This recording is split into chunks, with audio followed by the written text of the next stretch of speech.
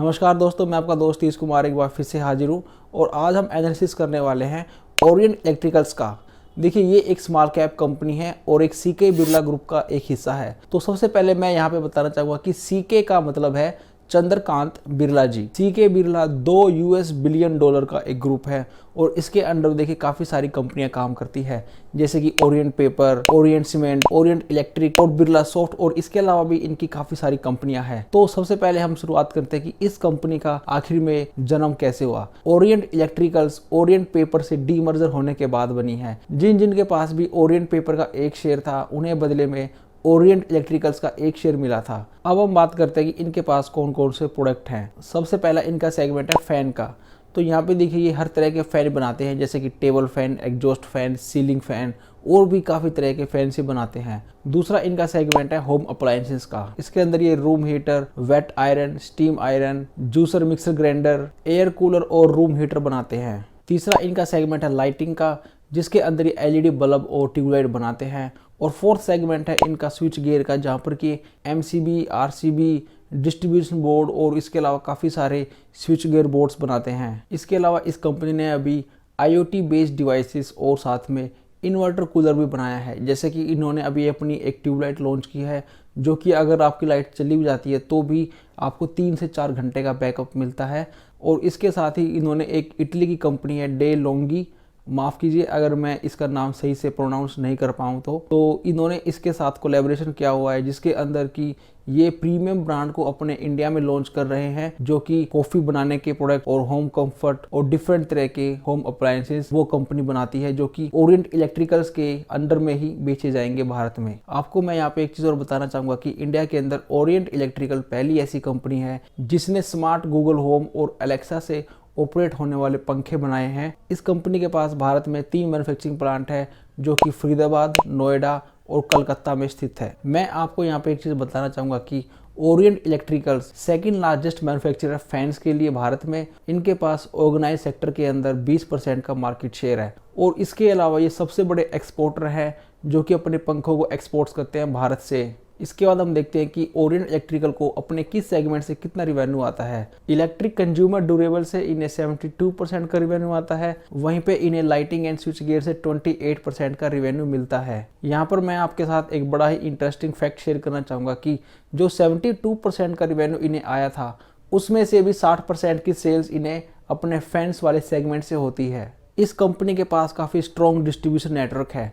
इनके पास 5000 से ज़्यादा डीलर हैं और 1,25,000 से ज़्यादा रिटेल आउटलेट मौजूद हैं और 450 से ज़्यादा शहरों में इनके पास सर्विस सेंटर मौजूद हैं। वैसे तो इस कंपनी के पास काफ़ी सारे सेगमेंट हैं, लेकिन इनका जो मेन बिजनेस है वो है इनका पंखों का। तो एक्चुअली में जब इस कंपनी के बारे में जब मैं स्टडी कर रहा था, तो ये चीज़ मैंने भी नोटिस की कि मेरे घर में जितने भी देखिए पंखे हैं सभी ओरिएंट के हैं। तो इसके पीछे देखिए एक कारण ये है कि जब भी कभी हम बाजार जाते हैं कुछ सामान लेने के लिए, तो भारतीय जनता दुकानदार से एक चीज़ ज़रूर बोलती है कि हमें सस्ता और अच्छा दिखाइए। तो ऐसे में देखिए ओरिएंट इलेक्ट्रिकल जो है एक सस्ती तो देखिए है ही अपने कंपटीटर के मुकाबले, और साथ में इनके पास जो इनके प्रोडक्ट हैं वो काफ़ी अच्छी क्वालिटी के हैं। अब हम देखते हैं कि इनकी फाइनेंशियल हेल्थ कैसी है। ये कंपनी अभी 47.6 के पी पे ट्रेड करती है, जो कि मुझे लगता है कि ज़्यादा है। उसके अलावा देखिए अगर हम बात करें इनके डेट टू इक्विटी रेशियो की, तो वो निकल कर आता है 0.12। इस कंपनी के पास 520 करोड़ रुपए का रिजर्व है और उसके मुकाबले में 67 करोड़ 50 लाख रुपए का इनके ऊपर कर्ज है। रिटर्न ऑन इक्विटी है 25.4% और रिटर्न ऑन कैपिटल एम्प्लॉयड है 33.8%। तो देखिए इस कंपनी के जो रिटर्न रेशियो हैं, डेट टू इक्विटी रेशियो है, काफ़ी अच्छे हैं। अब हम नज़र डालते हैं कि पास्ट में इनकी सेल्स किस तरह की रही है। तो देखिए मार्च 2017 के अंदर इनकी सेल्स केवल 212 करोड़ की थी, जो कि मार्च 2022 तक 2448 करोड़ तक पहुंच गई है, जो कि इस कंपनी के लिए काफ़ी अच्छी बात है। मार्च 2012 में इस कंपनी ने केवल 12 करोड़ का प्रॉफिट किया था, वहीं मार्च 2022 के अंदर इन्होंने लगभग 127 करोड़ का प्रॉफिट किया है। इस कंपनी की सेल्स पिछले 5 साल में 63% की दर से बढ़ रही है और वहीं पे इनका प्रॉफिट 61% की दर से बढ़ रहा है। तो इससे हमें ये पता लगता है कि ये कंपनी एक काफ़ी तेज़ी से ग्रो कर रही है। इन्होंने अपनी सेल्स को बढ़ाने के लिए मार्केट स्ट्रेटेजी पे काफ़ी फोकस किया है। इसके लिए इन्होंने महेंद्र सिंह धोनी को ब्रांड एम्बेसडर बनाया हुआ है। इसके बाद हम बात करते हैं कि इस कंपनी का शेयर होल्डिंग पैटर्न कैसा है। इस कंपनी में प्रमोटर का हिस्सा 38.52% है, वहीं पे एफआईज का स्टेक्स यहाँ पे 8.26% है और डीआईज का स्टेक्स है 26.3%। इसके बाद हम देखते हैं कि इस कंपनी के सामने कौन कौन सी अपॉर्चुनिटी हैं और कौन कौन सी थ्रेट है। तो सबसे पहले बात करते हैं कि इस कंपनी के सामने कौन कौन सी अपॉर्चुनिटी है। तो सबसे बड़ी अपॉर्चुनिटी इनके सामने ये है कि आजकल देखिए हर कोई एनर्जी बचाने में यानी कि बिजली बचाने में लगा हुआ है, चाहे आप हो चाहे मैं हूँ। तो ऐसे में सभी एलईडी बल्ब की तरफ शिफ्ट कर रहे हैं, जिसके कारण इस पूरे ही सेक्टर को फायदा होने वाला है। और दूसरा, कंपनी का ये मानना है कि अभी तक भारत में अंडर पेनिट्रेशन है इलेक्ट्रिकल कंज्यूमर अप्लायंसेस की। इसका मतलब अभी भी भारतीय लोग इलेक्ट्रिकल अप्लायंस को देखिए कम ही यूज़ करते हैं। तो कंपनी का मानना है कि जैसे जैसे लोग ज़्यादा इलेक्ट्रिकल अप्लायंसेस का यूज़ करेंगे तो इससे पूरे ही सेक्टर को फायदा होगा। इसके अलावा देखिए कंपनी का मानना है कि जैसे जैसे लोगों की डिस्पोजेबल इनकम बढ़ेगी तो वो ज़्यादा से ज़्यादा होम कंफर्ट अप्लायंसेस पे खर्च करेंगे, जिससे कि ओरिएंट इलेक्ट्रिकल जैसी कंपनियों को फायदा होने की पूरी उम्मीद है। अब हम बात करते हैं कि इस कंपनी के सामने कौन कौन सी थ्रेट है। तो सबसे बड़ी थ्रेट इनको ये है कि जो इनका रॉ मटेरियल जैसे कि प्लास्टिक, एल्यूमिनियम, तो उनके प्राइस बढ़ने से आपको इन कंपनियों के प्रॉफिट मार्जिन पे आपको असर देखने को मिल सकता है।